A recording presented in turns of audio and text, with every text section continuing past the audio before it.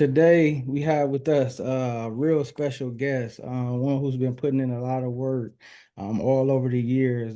Toledo Sky High School great alum, set records there. I remember as a little kid coming to the games and you would hear Mel Long for touchdown again. Seeing you run up and down the field, seeing all the hard work. It wasn't just the on the field that got me as a little kid looking up to this guy. It was the hard work he put in playing multiple sports, then seeing him go to the next level at D1 college football and put in the same work. Man, today we have with us the one, the only Mr. Mel Long. How you doing today? I'm doing good, man. Just doing good. Yeah, yeah, man. It's a lot we can start with, but how did sports and your journey start with you? Was it a path set that you seen after your father, who was another great, or is it something that you got instilled in you? How did it start for you at a young age? Well, at a young age, I was always active. So it wasn't like, this type of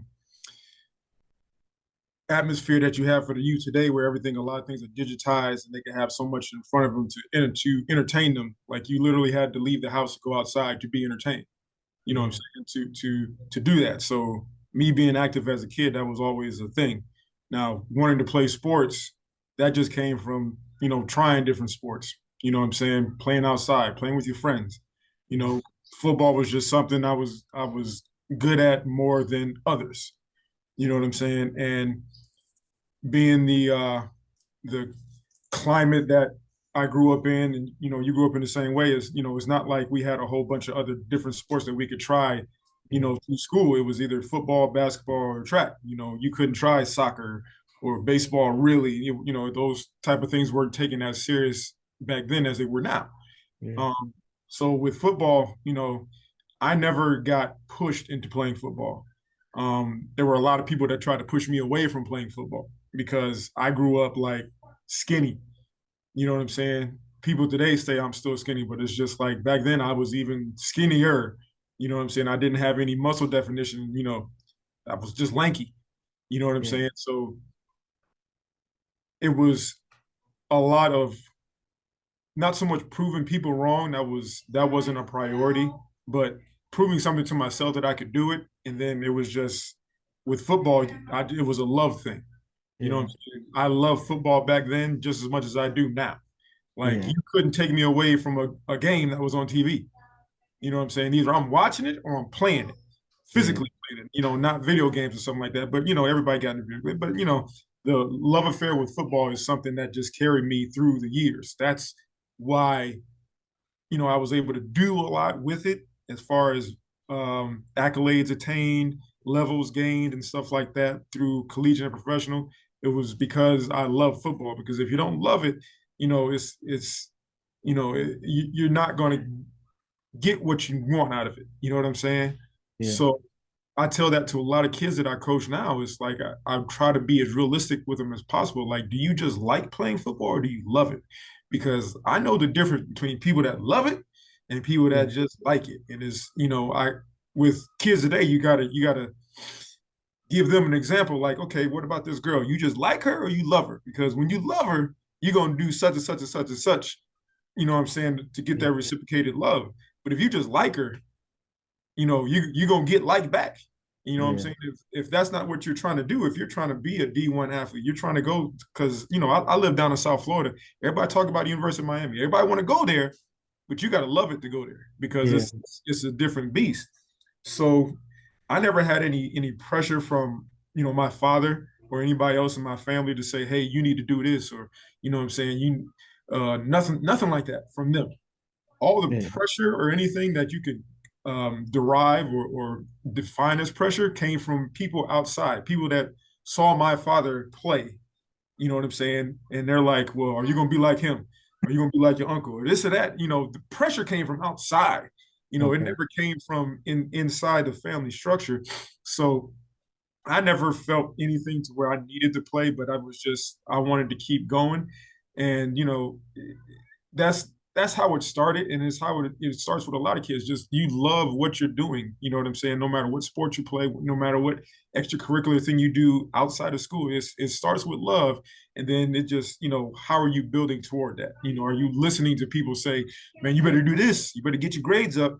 You know what I'm saying? And so for my start, that was where it started from. To keep going, you gotta love it because there's not always going to be uh, an NFL for you to play in. Yeah, Sometimes you got to go to a lower league. Do you love it? Because if you don't love it, you're gonna go out there and you are going to be judged by what you put out there for people to see. You know what yeah, I'm saying? And I think that's one of the beauties of football in such a way, or just sports in general. Like whatever you do in your hometown, everybody saw you grow up. So it's just like, if you don't make it, what I'm saying, it's whatever. But it's just like once you get outside of that structure and people don't have a foundation of who you are and you just meet them and then all of a sudden you're playing football, like, okay, now they're judging you off of what you're doing. So if you don't have that foundational base, that strong foundation of love for what you're doing, people are just going to judge you off that, and they're going to be like, okay, well, he wasn't serious about this, he ain't that serious about that. So how how serious can somebody take you if you're not serious about what you're doing? You know what I'm yeah, saying? That's in any field. yeah. So you excel at Scott. You end up going to the University of Toledo. When did it kick in? Like, man, like I really could do this. I really could take my talents to the next level. And did you at the University of Toledo feel like you had shoes to fill, being that your dad was a great there? No, and it was I never, nobody ever pushed me. Now once I got to Toledo, nobody ever pushed me and said you need to fill your dad's shoes. You need to achieve what he achieved on an individual basis. My head coach Gary Pinkel did a good job of that, of never using, even through private conversations, well, your dad would have did this, your dad would have did that. He never did that. Yeah, um, so I never went there and thought, oh, I need to do this. Every amount of pressure that was put on me was, put on me by myself because I wanted to achieve more. yeah, So it wasn't, somebody, a coach, an administrator, or again, somebody to watch my dad play. I even met the coaches that coach my dad. You know what I'm saying? wow, Because they hung around the program and stuff like that. You know what I'm saying? Um, so no, I never felt any pressure once I got there, other than just be who you're going to be, and yeah, then we'll move on from there. You know what I'm saying? When you, for me, when I got to college, it was something I wanted to do so bad that it was no, oh, I'm surprised that I'm here. It was just, man, I'm here. I took a a quick breath of fresh air, and then I push forward, and then yeah, try to live in every moment. You know what I'm saying? Because it was, a lot of people don't know this. I was like, really, I was this close to being academically ineligible my first year. mm, So back then, it was the whole Prop 48 thing. What they would do is you would enroll on your own dime in the school for like a year, and then you get your grades up, then they can put you on a scholarship. You know what I'm yeah, saying? I literally 2 weeks before they started training camp or whatever, 2 days, I called the NCAA clearinghouse, and they said I was certified. I was cleared. You know what I'm saying? I could get a scholarship. Like literally 2 weeks. So wow, the story goes, I called on a Monday. I was on the phone, like it was Monday morning. I was on the phone with my girlfriend. I was like, this was like, I was done with school, graduation, all-star games. I was done with all of that. And really not knowing like what my next move was. And it was like a little stressful.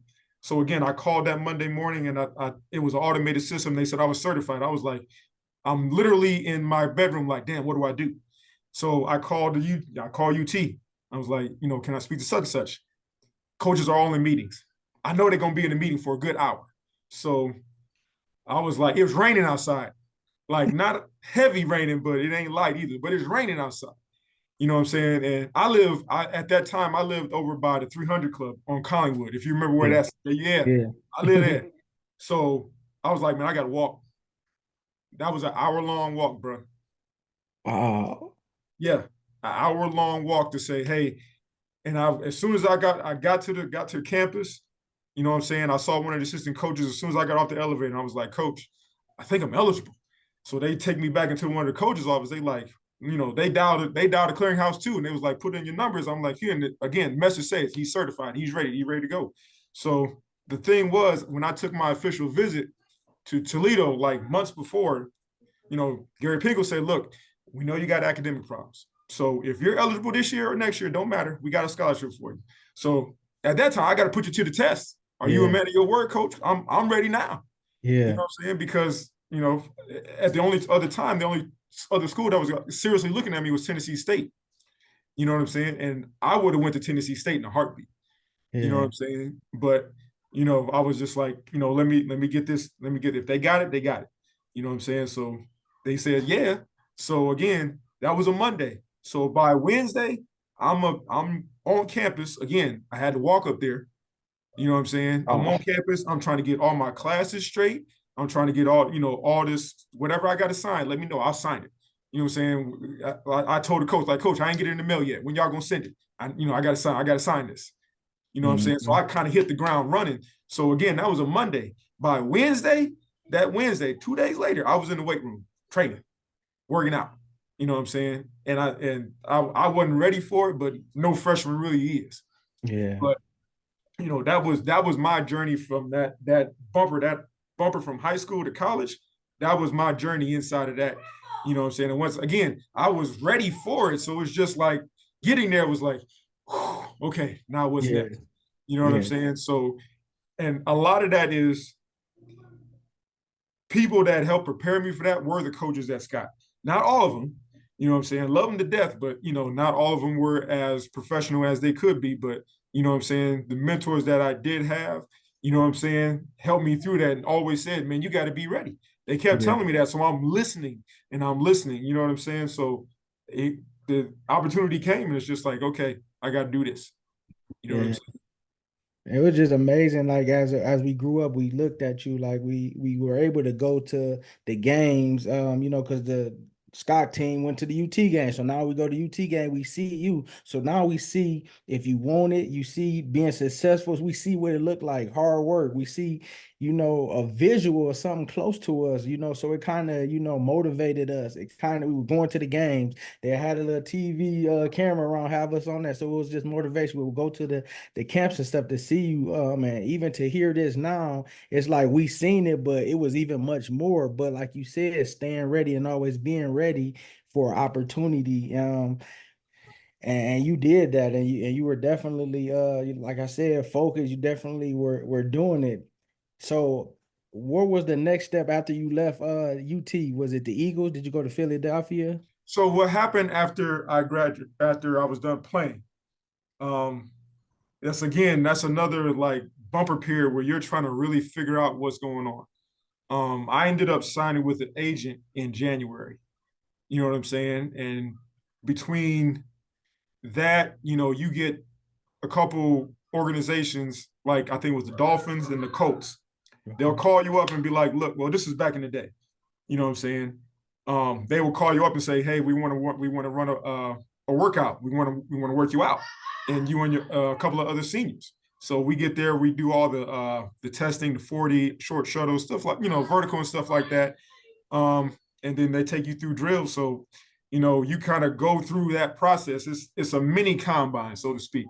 You Yeah. know what I'm saying? But it's just you and that team or whatever. Um, what ended up happening because and I'm not entirely for sure what happened, but I got my suspicions, but it's water under the bridge because we had a coaching change after I finished graduating, right? Hmm. Um, we didn't have really any teams come to our pro day. You know what I'm saying? And it was like we had one guy show up from the Atlanta Hawks. I'm sorry, not Hawks, but the Falcons. You know what I'm saying? One guy show up. So it's just like, it was like we just really just ran 40s for him. And that was really it. I think he was expecting more. Now could have the previous head coach and then the new transitioning head coach have said something and stuff like that. Who knows? I don't know. Again, this I don't know. But Yeah. again, it's just like they should have. You know what I'm saying? But they didn't. So it's like, you still have your opportunities because again, film is not hard to get a hold of. You know, Right. for a college to send it to a pro team. It's not hard to get a hold of. Plus, I ended up making my own highlight film regardless. You know what I'm saying? But going through that process, I did the workouts, and then after I did those 2 workouts, my agent said, "Hey, I want you to come out to Phoenix." You know what I'm saying, and work with these professional trainers they have. Now they're everywhere. You know what I'm Yeah. saying? Back then it was just like a couple different areas. Now they're everywhere. So I go out to Phoenix, and you see other cats from different colleges and stuff like that.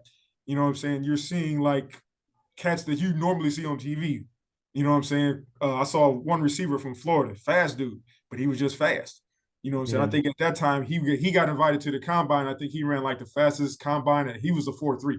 Like he was legit because Wow. he was Olympic track. Like he ran in the Olympics.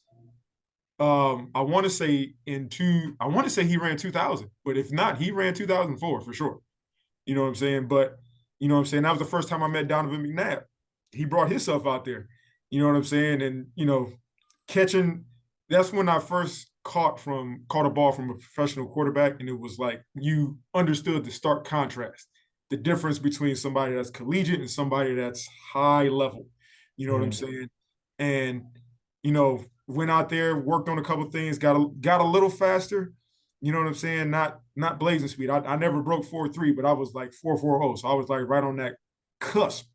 Yeah. Um, but even with nobody really showing up on pro day, I had a couple interests because people would call me, like the Eagles called at that time, and then a guy from the Rams called me. I would have went to the Rams and loved it being there. You know what I'm saying, under that offense. But what happened was after the draft, it was over, which they still do now, is when they sign free agents. So as soon as that, literally after that last pick is gone, people are on the phones. They're calling like, "Hey, it's such and such. We want to bring him in." You know what I'm Yeah. saying? And so I think it was me, and they signed like 5 to 6, no, five. They signed 5 other free agent wide receivers. You know what I'm saying? And it was just like, you go there, you sign your contract because you're a free agent. It's like your contract to make out your contract is real easy. You know what I'm saying? So I got my whatever signing bonus they gave me, I got it like right that weekend. You know what I'm Mm-hmm. saying? So it's like I got called like basically right after the draft. That was a Sunday, and then by Thursday, I'm on a plane to Philly. You know what I'm saying?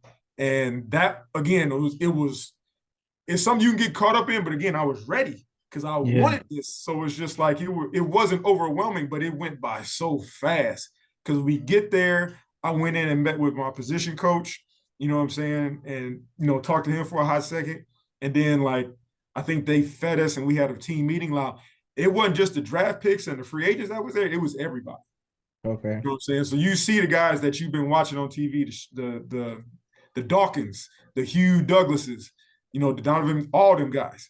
You know what I'm saying? Deuce Staley, you know what I'm saying, who was real hot at that time. Yeah. So we in train, like we just in that. That's like OTAs, basically what it was. So what they did the next day, like we had to wake up at 5 in the morning to go do physicals. You know what I'm saying? And if they didn't check you, if you weren't invited to the combine where they really did all your physicals and stuff like that, they did your physical right there. If you had any surgeries, they said, "What's your surgery? We about to X-ray you right now." You know what I'm saying? Wow. Yeah, yeah. So that was again. We had 5 in the morning. So by the time we was all done, it was like 9. We had to go back to the facility. It's practice time. You know what I'm saying? So we putting on all the practice gear for the first time, going out there and just, going through a full practice. And that was the thing for like 3 or 4 days. You know what I'm saying? 2 practices. And it's just like it's a little different today because they don't want to run everybody down. But Yeah. it's again, it was a whirlwind. Like it all happened so soon, like so fast.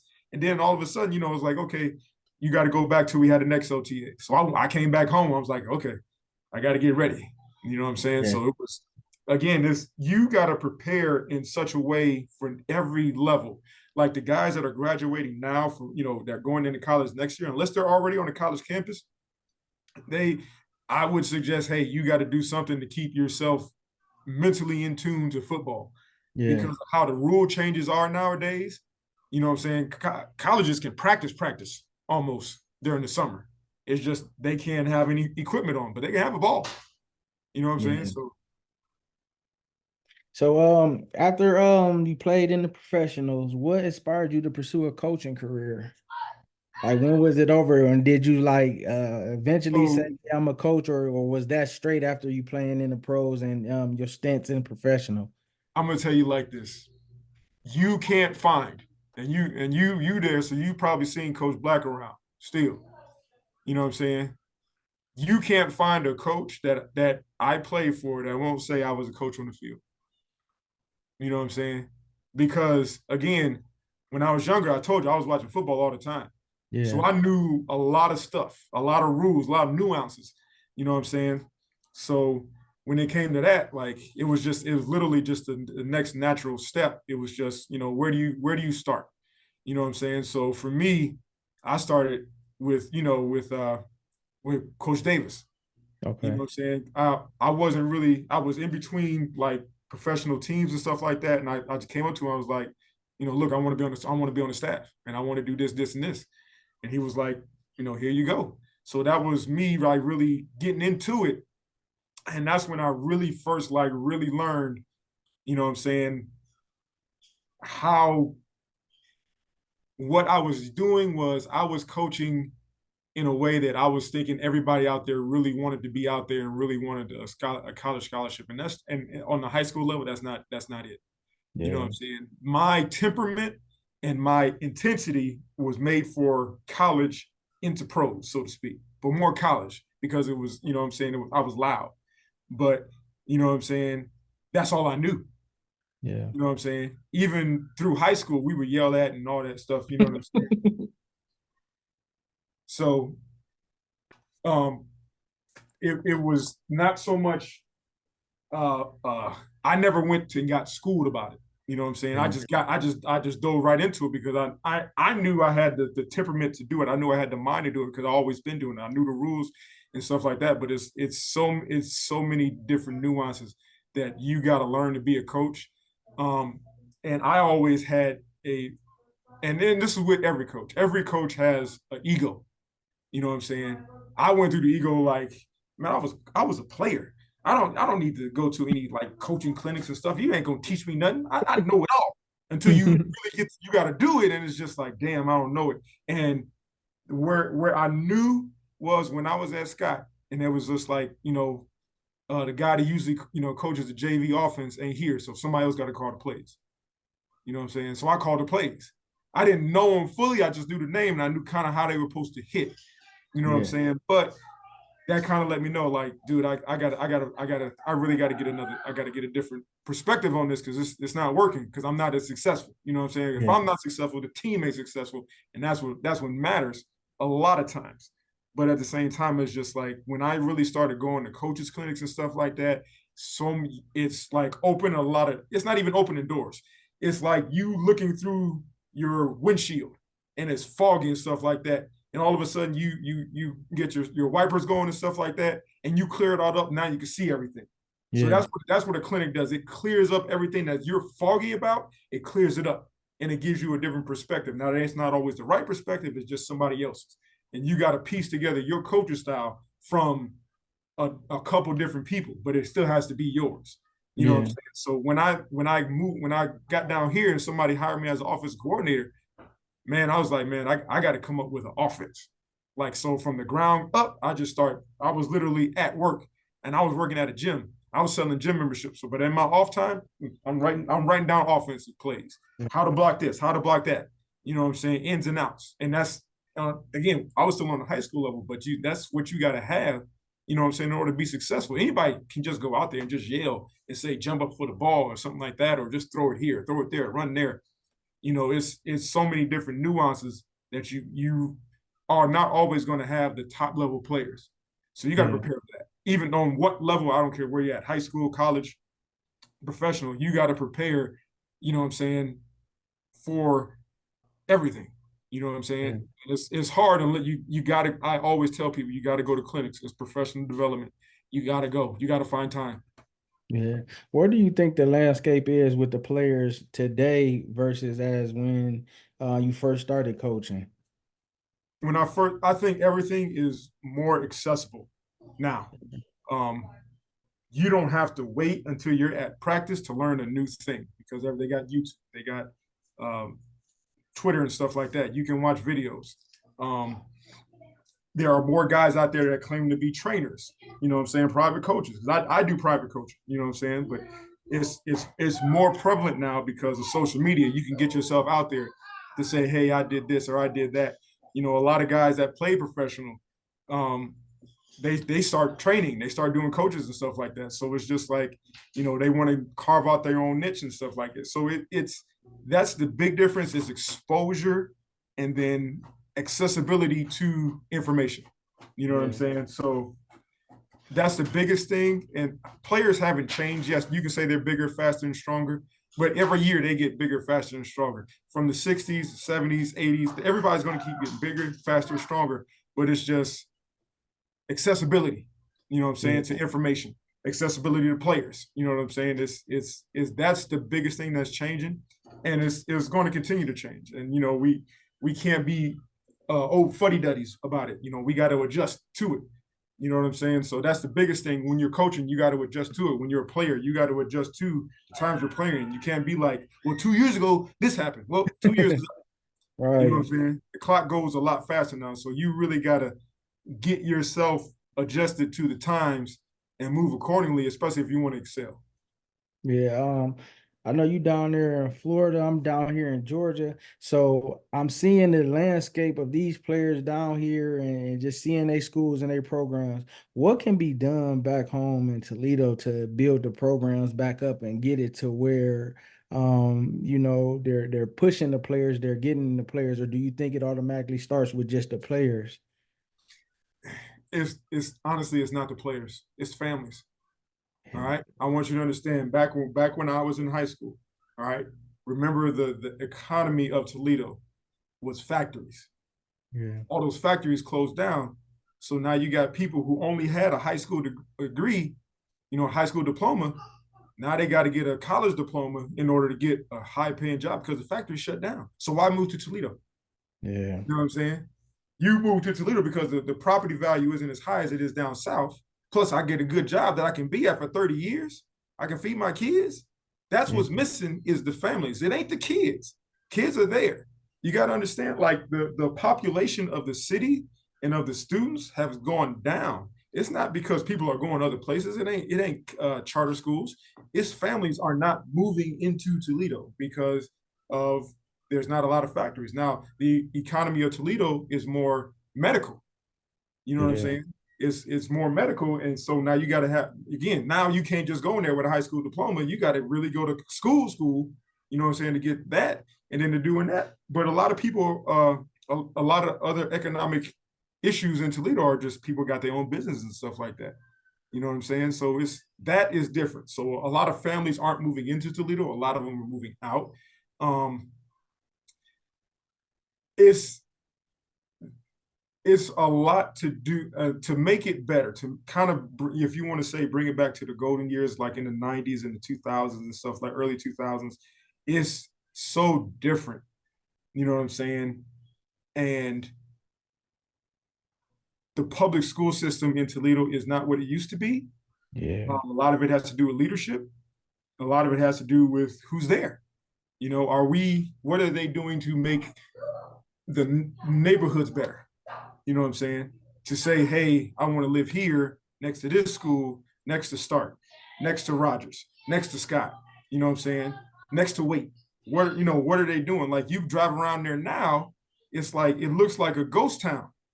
You Yeah. know what I'm saying? Especially with the houses, they're run down, they're old. The houses are like from the 50s. You know what I'm saying? They just survived all this time. Like, they're not building a lot of new houses. They're building some, but it's not like fast. You know what I'm saying? Considering all the years that, they've had a decrease in population at a lot of the public schools. You know what I'm saying? So is what can be done is just, I think it's really just the times right now. Are more families going to move into the Toledo area? And if they do, are they going to set up shop inside the corporate limit of Toledo? Or are they going to be in Sylvania? Or are they going to be in Springfield? Or are they going to be Yeah. in Perrysburg? You know what I'm saying? I know a lot of people that I went to college with that were from Cleveland. You know what I'm saying? Stayed in Toledo because they went to college, got a good job, stayed in Toledo, but they don't know Toledo. They don't want to be off Scottwood. You know what I'm saying? They Yeah. don't even be all Collingwood. They don't want to be in the Old West End area.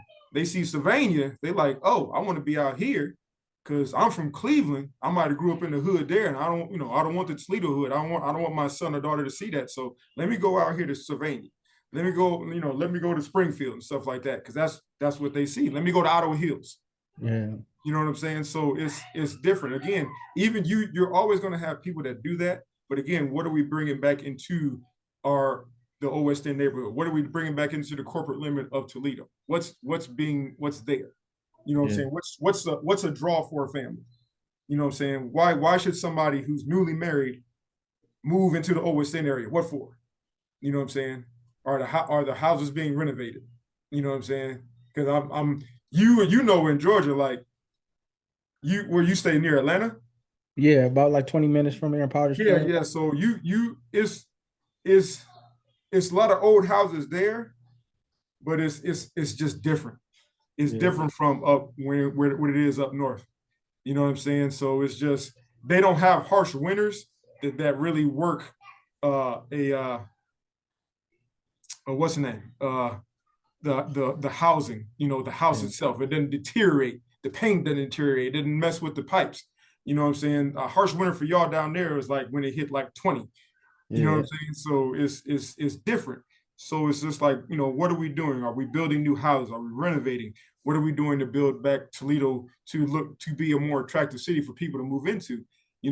Building up, downtown on one side of the bridge is not my idea of Yeah. reinvigorating the city. You know what I'm saying? It's a start, but more can be done. You And know what like I'm saying? one thing I noticed too, like when a school got a good program and they got a good coach, they don't keep that coach there that bring up the players from freshman all the way to senior year. Something going on administration. Then they switching out coaches. So now, just like when Scott had a nice run them couple years, then they end up switching the coaches again. It's like you building the school up, you getting the because the Catholic school is taking all the players and it's different things like that. So now it's like now you got to start all over. And as switching coaches, switching, philosophies, what you want to do, what's your identity gonna be as a team. That kind of messes you up as well. But it does at some school, just not at all. You know what I'm saying? And a lot of it has to do with administration. You know what I'm saying? So, um, to your point, I'm gonna just give you two. I'm gonna give you two examples. In down here, you have. I know you heard of St. Thomas Aquinas, Yeah. right? And then one school that's literally not too far from them is called Dillard High School. All right, it's a public school. Um, both of them are right in the middle of the hood, so it's weird what it is. But obviously, St. Thomas is the private school and stuff like that. They had a transition of head coaches, but it never diminished the talent that wanted to come into the school because everybody always supported. So they had a foundation. You know what I'm saying? They've won like 4 straight state championships. You know what I'm saying? Even before the new coach got there, you know what I'm saying? They were still running off championship runs. You know what I'm Yeah. saying? That's a part of the culture there. So the culture kept going, even though they changed coaches. Now, Dillard, on the other hand, they'll be like that. They'll have a good run. A coach will leave for whatever reason, whether it's him, he doesn't get along with the administration. The administration is trying to do too much. They're trying to put their finger in, saying you should do this, you should hire this assistant coach, you should do that. You don't know until maybe that coach says something and say, "Hey, I dealt with this." Yeah. Um, they went on a run where they were making the playoffs. They were doing this a couple years in a row, but then they would switch. They literally switch coaches like every year. They had a new coach every year for 3 years. You know Mm. what I'm saying? They never missed a beat because they had a good foundation, but they never could get over that hump for various other reasons. You know what I'm saying? But it can be done on a public school level, but again, it's the foundation, it's the community. So, other example, you deal with Central, Catholic, from Toledo, Scott, literally less than 2 miles apart. You know what Yeah. I'm saying? But it's two different worlds. You know what I'm saying? Two different foundations. You know what I'm saying? And when you have an administration that understands what it is to have productive sports environment. It's either they do or they don't. You know what Yeah. I'm saying? You can learn, but it's a learning process. And then you're going to have different ideas. And then it's just like you hire a guy to do a job. You know what I'm saying? When you're coaching high school, that toll will take, if you're not enjoying what you're doing, it will take a toll on you. You know Yeah. what I'm saying? Mentally and emotionally. You know what I'm saying? And if you're at Scott and you're good, you're up one year, but you're really down the next, and then you try to bring them back up, but then you got kids that transfer or something like that. And it's Yeah. just like, okay, transfer out, that's fine. But then what are we getting anything back in? No, because such and such is leaving. He's going from mid city to St. Francis, St. John Central. Don't matter. You know what I'm saying? You lose a little bit of foundation, and you if you don't have the culture that you need to Yeah. support, you know what I'm saying? Because even Ben Williams, no matter how successful he was, he had support, but it was from the people that were there. People outside of the basketball program, and I'm not talking administration, I'm just talking about in the community. They didn't like him. You know what I'm saying? And he didn't care because he didn't need it. But like I said, it's a situation to keep, you got to have a strong foundation, a strong structure of sports at your school. So even if you do have coaching changes, even if you do have administrative changes, you know what I'm saying, you can still survive that. Yeah. You know what I'm saying? Rather than I've seen schools like, they're trying to build up their program, but they can't keep a coach for more than a year. You know what Mm. I'm saying? For whatever reason, down here they try to say it's because of pay. You don't get paid that much regardless, but at the same time, it's your level of professionalism. So what can be done is you it has to be honest and uncomfortable conversations between administration, coaches, and the community. Because if Yeah. they all ain't lined up, it's off. I've seen private schools down here. They don't have a district to their name, but they got a community. Everything lined up. You know what I'm saying? They know if something go wrong, they know the protocol. But it's again, what's the foundation? What has been set up over the years? And if you don't have a strong foundation and it's fragile, it's gonna crack. You know what I'm Yeah. saying? So, little stuff gonna fall through. So it's one of those. It's just one of those things. Like it takes again, you got to have a very uncomfortable conversation because Yeah. you're gonna hear different perspectives and you're not gonna like them. You know what I'm saying? But you got to respect them because again, that's what they're living. You know Yeah. what I'm saying? So it's that strong foundation and to say, hey, we went through this. We don't want to go through this. You know what I'm saying? My son felt this way, or my daughter did this, and you know what is being done. And, the coach did this. I don't like that, and you know Yeah. who you get parents pull it at administration, and administration trying to please the parents, but then the coach is like, look, I need this. You know what I'm saying? And then they're trying to please the coach. But then the administration sometimes is like, look, it's my way. Yeah. You know what I'm saying? It's what I want. You know what I'm Yeah. saying? I've dealt with a principal down here who felt like he could tell everybody kind of how to run their program. Like, no, you brought us here to run this. Granted, it's taking a minute, but be patient. Yeah. Like they try to fire coaches because they're not winning state. Well, the next coach you bring in ain't gonna win state. Like Hmm. what are you expecting? Yeah. You know what I'm saying? So Man, last couple questions we get you up out of here. How do you balance coaching, family, even being a man, having time to make sure that you staying connected and staying strong so you can be the best coach and as possible by still dealing with different things that you deal with. How do you balance that? well, it's lucky for me, and I don't even know how much of it lucky is. Every day at practice, both my boys come with me. So they're at practice. Now, do they pay attention to practice all the time? No. When my oldest Andrew, when he first started to come to practice with me at one school, he would literally hop out of his stroller, and if they were doing like stretch lines and stuff like that, calisthenics, he'd hop in the stretch line. You know what I'm saying? And he was, when they did jumping jacks, he was the most hype out of everybody. You know what I'm saying? But how to balance that is you can't bring football home. You can't bring home to football. You know what I'm saying? It's tough to balance it, but that's just the way it's going to have to be. But I make sure that whatever time I spend doing what do you call spending time with my boys, it's just like, okay, I'm gonna take time. I gotta take the time. You know what I'm saying? Something's gonna have to be sacrificed. If I don't get to making this practice plan how I really want it, I had to do it at the last minute. You know what I'm saying? Um, a lot of my day is kind of free because I mostly all I do is private coaching.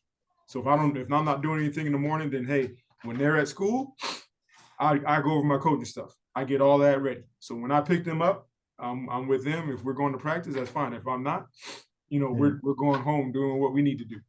You know what I'm saying? Just it's always going to be a balancing act, but at the same time, 2 years ago I had to step away from coaching just because I felt like the kids at the school I was at were not being as I won't say grateful. I just felt like I'm doing everything or not everything. I did a lot and I wasn't receiving the graciousness back from them. Yeah. So it's just like now you're eating into my time.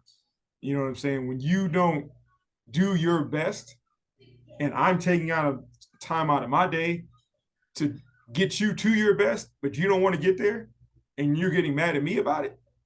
You know what I'm saying? So I had to step away.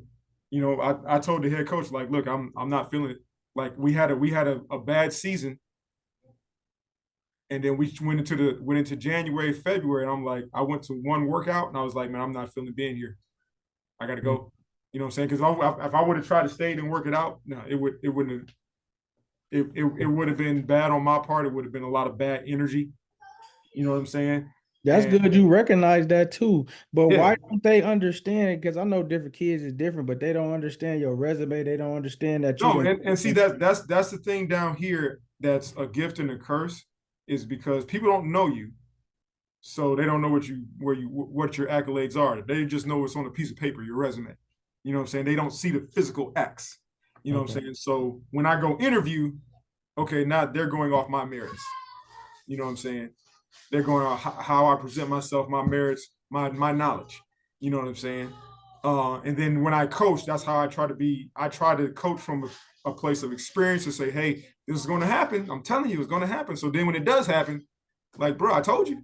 You know Yeah. what I'm saying? It's really it's not a whole lot of yelling like I used to. It's like I will let you trip, fall on your face, and bust your lip, and then you come back to me. I'll fix you up. But I Mhm. didn't told you. And then you're gonna listen to me. Now you're gonna listen to me. You know what I'm saying? So Yeah. that's how that my coaching has evolved. But it's just like the kids were really they were they were showing up to practice so they could play in the game, so they could start, so they can make sure they keep their single digit jerseys so they can look pretty. But then when it comes to playing, it's just like, bruh, like what are you doing? You know what Yeah. I'm saying? I didn't coach you to do that. You know what I'm saying? So what again, I learned the good and bad from everybody that I coached with. You know what I'm saying? I don't know if you obviously know who Antonio Daniels is, not Daniels, but Antonio Brown is, right? Yeah. I coached with his father, Eddie Brown.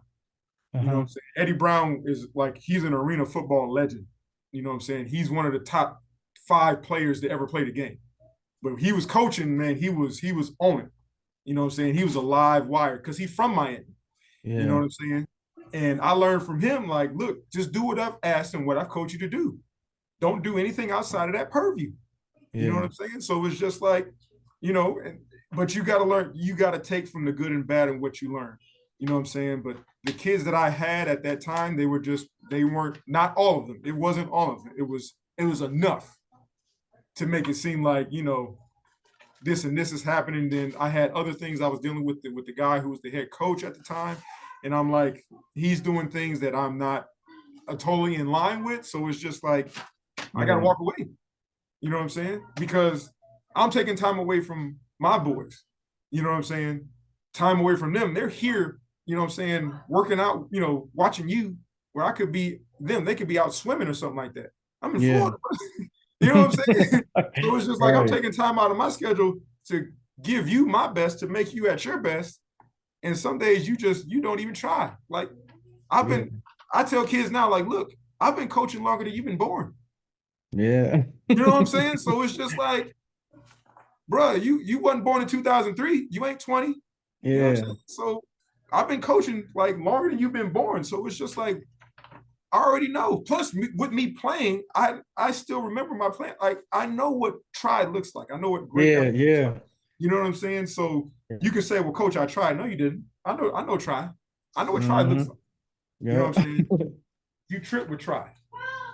You Yeah. know what I'm saying? So it's when you are deep in the coaching, you really have to put so much of yourself in there, but you can't put everything off in order to fulfill somebody else's needs. You know what Yeah. I'm saying? Because that's when you see like a lot of coaches put too much in and they drift away from their families. You know what I'm Mm-hmm. saying? I watched every season of Last Chance U. You know what I'm saying? Football and basketball on Netflix. And what got me was the basketball coach. You know what I'm saying? He's telling the guys like, look, I got to tell my wife and my kids I can't come see you right away after I'm done because I'm trying to make the next guy great, but he don't want to be great. You know what I'm Yeah. saying? So I'm taking and he went off on on his players, not kids. These is adults now. You know Yeah. what I'm saying? So it's just like you gotta when you get into this adult world, you know what I'm saying? It's certain things you gotta start doing. You know what I'm Yeah. saying? And I tell kids this all the time, and it's especially on the high school level because not everybody's going to make it. I told them, and it's really like last week because I had them in a huddle, they kept talking and stuff like that. I was like, look here, at some point you're going to need a high level of discipline to achieve something on the next level. And I didn't say anything about football. I said the next level of life. Yeah. Right? I hope you start your own business. You can be your own boss. That's fine. But if you got to work for somebody and you doing this, it's not going to work. They'll find somebody else. Yeah. You'll be another spoke in the wheel, but then you'll be mad at us right now because we're trying to make you into responsible. You know what I'm saying? But you're not understanding that. You know what I'm saying? But it's hard to balance, but you gotta find a way. You know what I'm saying? Mhm. Now, lastly, whatever comes to your heart, speak to something to the youth, young football players, and to a young coach. You gotta it's hard because you got a lot. I've seen a lot of kids down here that are immensely talented. And me having coached in different arenas, so to speak. And when I say that, I mean different communities. I've been in down here, especially. I've been at the hood school. I've been at the private school. I've been at the suburban school. You know what I'm saying? So you see like real different ways of living, different ways of life. The kids that are doing it because they're trying to lead a hood. The kids Yeah. that just want to shine and stuff like that and take pictures. And then you got the kids that are pressures put on them because you go to the private school, you go to the St. Thomas, you go to the other big schools down here, Chaminade, that are playing on national TV. You know what I'm saying? People don't understand the amount of pressures that is put on those kids to really perform and be ready to play. Because when you play in a national televised game, that's like it's it's it's a lot of pressure. And if you don't show up, people gonna remember it now. This is not Yeah. like this ain't 90s. You know what I'm saying? Where you might see a game on regional television, but the state championship. No, this is like early season matchups. So it's like, what do you tell kids? Is just know what you're getting into. Same thing with coaches. Know what you're getting into. Don't accept a head coaching job just to be a head coach. Because I've I have seen men that men get jobs, head coaching jobs that I have interviewed for, and they definitely were not prepared for the job as I would have been. I'm not saying coaching. I'm saying preparation, understanding every nuance that is going to have to go with coaching at said school.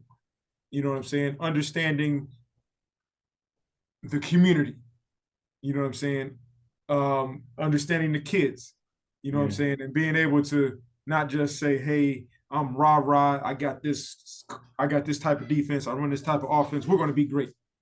Well, if you don't know your kids, or you don't know what type of kids they are, it's you're going to run into some problems. So you got to be prepared, no matter what position you're in, player, coach. You got to be prepared. You have to prepare yourself for everything. You got to prepare yourself for the tests you take. You got to Yeah. prepare yourself as a coach to deal with kids that aren't your kids, but then they get into a fight. What do? You know what Mm-hmm. I'm saying? So it's like uh it's you have to prepare yourself. And if you're not prepared, now you got to adapt. You know what I'm saying? Um, these kids down here, they prepare themselves to go D1. Let me rephrase that. Not D1. They're hoping to go Power 5, Power 4, however it goes now. They're hoping to make it to the big school. They don't Yeah. make it now. They got to adapt to. Hey, I got to go to a Central Florida. Well, not Central Florida anymore, but like South Florida. Or maybe I got to go up north. Maybe I got to go to a Toledo. I got to go to a Marshall or something like Yeah. that, where they're not uh, guaranteed a shot at the national championship. But I got to take my talents here because I couldn't get into such and such school because you know they got too many. They got too many 5 stars, so to speak. Yeah. You know what I'm saying? And that's again, people that don't adapt literally end up in the transfer portal, and then they Yeah. got to adapt again, and then they got to prepare again. You know what I'm Yeah. saying? So it's for anybody, it's be prepared, you know what I'm saying? And then you got to adapt when the time is ready. You know what I'm saying? Mm-hmm. Man, we thank you for coming on, man, giving us a lot of gems, a lot of knowledge, man. And we see that still have that passion for the game of football, man. And you pouring into the youth, you importing into the players, man, and you making them be better men on the field and off the field. So, continue to do what you're doing, continue to, be that impactful coach that you are. And we appreciate it. And I appreciate you having me on. Yep, yep. Thanks.